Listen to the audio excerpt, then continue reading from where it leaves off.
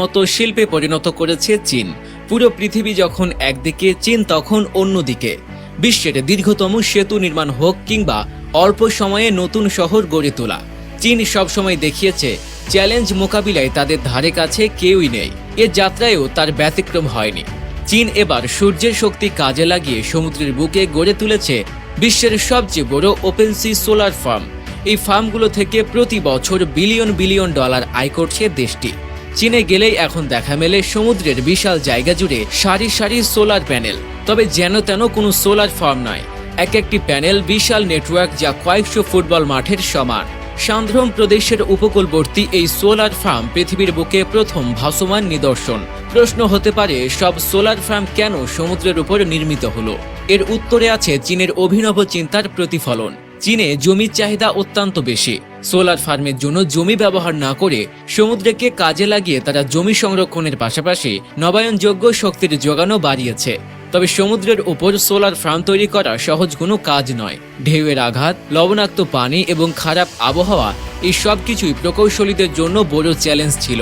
তবে চীনারা প্রযুক্তিগত উদ্ভাবনের মাধ্যমে এই চ্যালেঞ্জ মোকাবেলা করেছে। এই সোলার প্যানেলগুলো এমন উপাদানে তৈরি যা লবণাক্ত পানি ও সমুদ্রের কঠিন পরিবেশেও স্থায়িত্ব বজায় রাখবে। প্যানেলগুলোকে সমুদ্রের তলায় শক্ত অ্যাঙ্করের মাধ্যমে স্থিতিশীল রাখা হয়েছে, যাতে কখনো ঢেউয়ে ভেসে না যায়। সমুদ্র থেকে উৎপাদিত বিদ্যুৎ বিশেষ কেবলের মাধ্যমে মূল ভূখণ্ডে পৌঁছে দেওয়া হয়। এই কেবলগুলো সমুদ্রের গভীর চাপ সহ্য করতে সক্ষম। 320 মেগাওয়াট ক্ষমতার এই সোলার ফার্ম কয়েক লাখ বাড়িকে বিদ্যুৎ সরবরাহ করতে পারে। এছাড়াও ওপেন সি সোলার ফার্মের কিছু অনন্য সুবিধাও রয়েছে।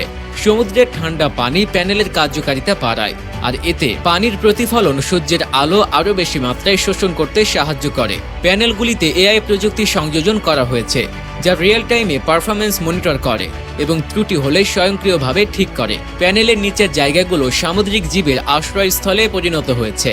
এতে পরিবেশগত ভারসাম্য রক্ষা হচ্ছে।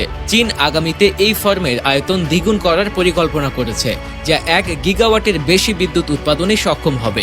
এই প্রকল্প শুধু প্রযুক্তির ক্ষেত্রে নয়, বরং জলবায়ু পরিবর্তনের বিরুদ্ধে লড়াইয়ের ক্ষেত্রেও একটি বড় পদক্ষেপ। 2060 সালের মধ্যে কার্বন নিরপেক্ষ হওয়ার লক্ষ্য নিয়ে চীন যে এগিয়ে চলেছে, এই সোলার ফার্ম তারই উদাহরণ। সমুদ্রের বুকে সূর্যের শক্তি কাজে লাগিয়ে চীন যেভাবে নবায়নযোগ্য জ্বালানির দিগন্ত উন্মোচন করেছে, তা কেবল একটি প্রকল্প নয়, বরং এটি একটি দৃষ্টান্ত। এটি দেখিয়ে দিচ্ছে সঠিক পরিকল্পনা আর মেধার সমন্বয়ে অসম্ভব বলে কিছুই নেই। চীনের এমন কল্পনাতে প্রকল্প প্রমাণ করে দিয়েছে, এই সাগরের উপর ভেসে থাকা সোলার প্যানেলই হয়তো ভবিষ্যৎ আমাদের বিদ্যুৎ সরবরাহের প্রধান উৎস হয়ে উঠবে। চীনের এই উদ্যোগ শুধু তাদের নয়, পুরো বিশ্বের এক সম্ভাবনা।